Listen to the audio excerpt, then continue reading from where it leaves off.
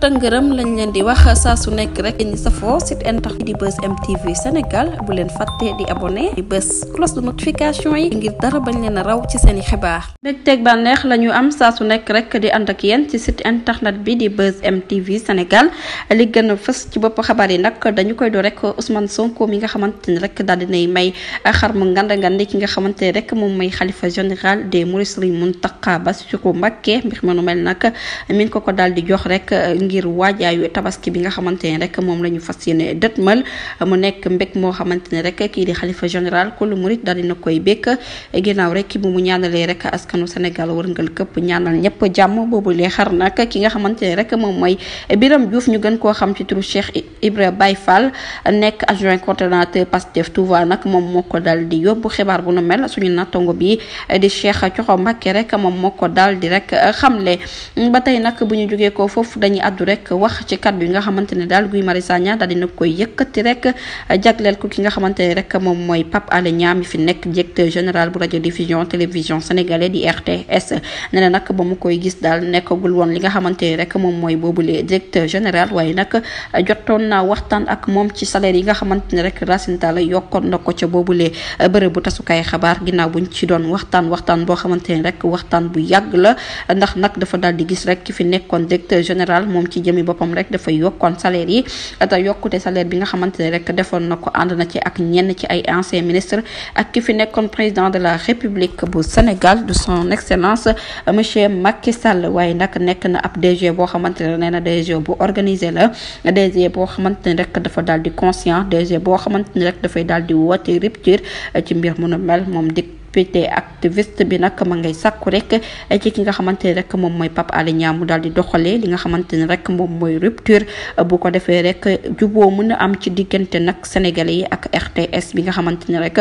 toujours da doon taggal ay maam ñi nga xamante ne rek ñoom ñoo nekk nag ci nguur gi di kàddu yi nga xamante ne rek Guy Marius Sagna daal dina ko yëkkati leneen li nga xamante ne rek daal dina ko cay toftal nag moo di mi ngay ñaanal ki nga xamante ne moom mooy directeur généraux yëpp nag ñu daal di am liggéey boo xamante ne rek ginnaaw bu ñu yoree nag seeni poste ñu yàlla jàppale leen ci seen liggéey ñu mën a dem rek ba service Sénégal mu ngi leen di ñaanal nag rupture daal di am rek ci biit réew mi di kat yi nga xamante ne rek député activiste bi di Guy Marius Sagna daal dina koy yëkkati ba tey nag bu ñu jugee ko foofu dañuy addu rek wax nag ci li nga xamante ne rek moom moo ñeel kaddu yi nga xamante ne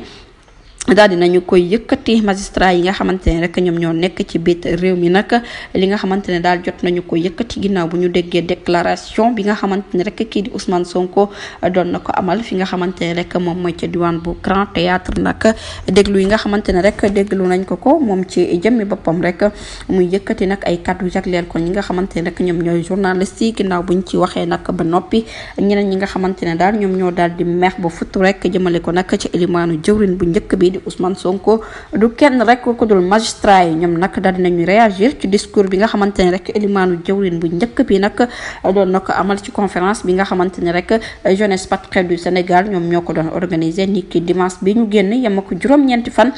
ci weeru juin ci atum 2024 foofu ca Grand Théâtre ginnaaw ba presse bi nag yëkkatee ay kaddu am na ay magistrat yoo xamante ne rek daal dinañuy xamle ci sunu natangoy journal bi di Les Échos que ne nag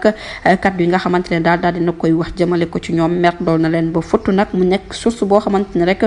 source moo ñu ko confié suñu nattangoy quotidien d'information daal di koy fësal ña ngay daal di rek dankaafu nag njiital parti Pastef bi di Ousmane Sonko ci occasion bi nga xamante ne rek daal dina ko ci am yëkkati ci yenn kaddu yoo xamante ne rek gis nañ ne tegginewul waaye nag kaddu yoo xamante ne dafa manqué solidarité lool nag ci mbir mu nu mel ne nañ daal duñu ko bàyyi mu jàll tey duñu ko bàyyi mu jàll ëllëg ndax nag nañu daal di xam ne rek bu yëkkati waate yeneen kaddu yu mel noonu wala yu méngoo ak moom rek di leen ko wax wala mu leen di wax naka su dul noonu rek ñoom nag dinañu ko tontu ba mu saf sàpp te duñ ci sax hésité mu nekk kàddu yi nga xamante ne rek magistrat yi daal dinañu koy yëkkati ba tey rek bu ñu jógee ko foofu nag dañuy addu rek wax ñëkki tey ji yamoo fukki fan ak benn ci weeru juin ci atum 2024 bi ki nga xamante ne rek moom mooy directrice bi di Nafissatou Diouf nag daal dinañu koy convoqué foofu ca brigade de recherche bu ñu sukkandikoo rek ci xibaar bi nga xamante ne rek daal dinañu koy fësal ki fi nekkoon directrice bu télévision du Sénégal SA TDS daal dinañu koy gis nag ci liste nit yi nga xamante ne rek jot na nag ñu daal di delloo woto yi nga xamante ne rek amoon nañu ko nag ci nguuru ko Macky Sall mu nekk accusation yoo xamante ne rek daal dinañu koy dëggal waaye nag mu nekk accusation yoo xamante ne rek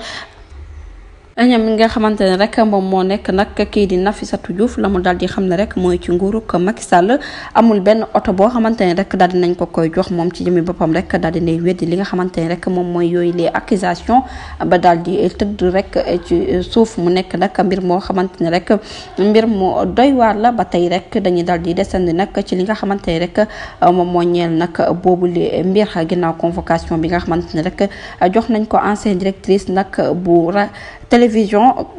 bu télédiffusion bu Sénégal SA ñu dippee ko TDS moom nag daal dinay weddi rek que ne nag oto bi nga xamante ne rek moom la ñu koy toppee mu nekk Peugeot marque 508 yorul ko benn yoon ñu fàttali leen nag depuis avril 2024 ginnaaw bu autorité yéegee nag ci bopp nguur gi rek dañoo daal di joxe woon ab dogal boo xamante ne dafa ñel képp koo xamante ne rek yaa ngi dawal oto boo xamante ne rek ci nguuru ko Macky Sall nga ko amee woon nag nga daal di koy delloo boo ko delloowu nag dinañu ko jël nangu si ko te bu ñu ko nangu see tamit nag dina am ay sanctions yoo xamante ne rek dinañu ko teg ci sa ndodd mu mel ni rek boobulee mbir nag ki nga xamante ne rek moom mooy Omar Sow nekkoon ex ministre conseiller bu ancien président ba woon di Macky Sall nag moom daal dinay def ab annonce moom nag nee na ma nga am oto boo xamante ne rek ba ndëgg ni mu ngi ko daal di téye fi nga xamante ne rek moom mooy ca këram waaye nag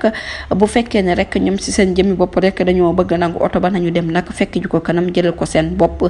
kii di Omar Sow daal di woon nay xamle que ne nag ginnaaw dépense yi nga xamante ne rek dépensé na ko nag ci boobule oto ak téye bi nga xamante ne doon na ko téye ak toppatoo bi nga xamante ne rek toppatoo woon na ko nag boobule oto kii di Macky Sall nag dafa jëloon dogal rek ngir may képp koo xamante ne rek yaa ngi toppatoo oto yi ñu daal di la koy bàyyee nee na décret bu nu mel nag kii di Omar Sow la mu daal di xam ne moo di ne nag musul publier boobule décret sans nag mu am ci raison yoo xamante ne rek raison yu valable la ba tey rek ci wàllum xabaar nag buñ fa jógee ko dañuy addu rek wax ci pétrole bi nga xamante ne rek fas yéene nañu ko exploité fi nga xamante ne rek moom mooy ca diwaan bu Sangomar ginnaaw nag publicité ginnaaw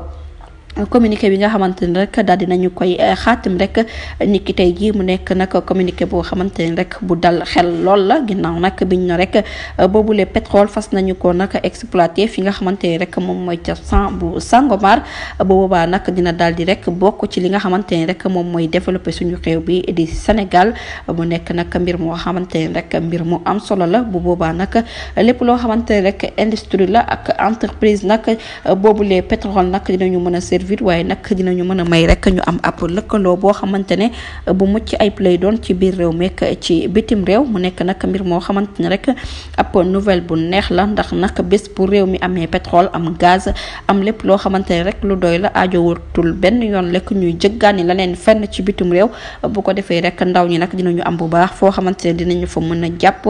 ba lii di immigration clandestine daal di fi jeex mu nekk nag mbir moo xamante ne rek daal dinañu koy fësal nag ci ab communiqué mu nekk nag li nga xamante ne rek moom moo nekk lii di ab World Shale mu nekk nag annonce boo xamante ne rek Woodside Energy Company daal dina koy annoncé nekk ngir amal production bu njëkk baril pétrole fi nga xamante ne rek moom mooy ca diwaan bu Sangomar waaye nag mbir mu nu mel ña ngay sàkku rek état bu Sénégal ci jëmmi boppam rek daal di ciy dugal nag lii di loxoom bu ko defee rek ñu mën a am développement boo xamante ne bu mucc ayib la ak lépp loo xamante ne rek doon nañ ko seet bitim réew nag mu daal di am ci suñu biir réew bu ko defee rek ñu mën a am autosuffisance ci li nga xamante ne rek moom mooy wàllum mbay dundee waaye nag fexe rek ba koom-koom gi law fi mu nekk nag kaddu yoo xamante ne rek daal dinañu koy fësal ci ab communiqué jërë ngeen jëf ci teewlu bi bu leen fàtte abonné bés cloche de notification yi ngir mën a am yeneen i xibaar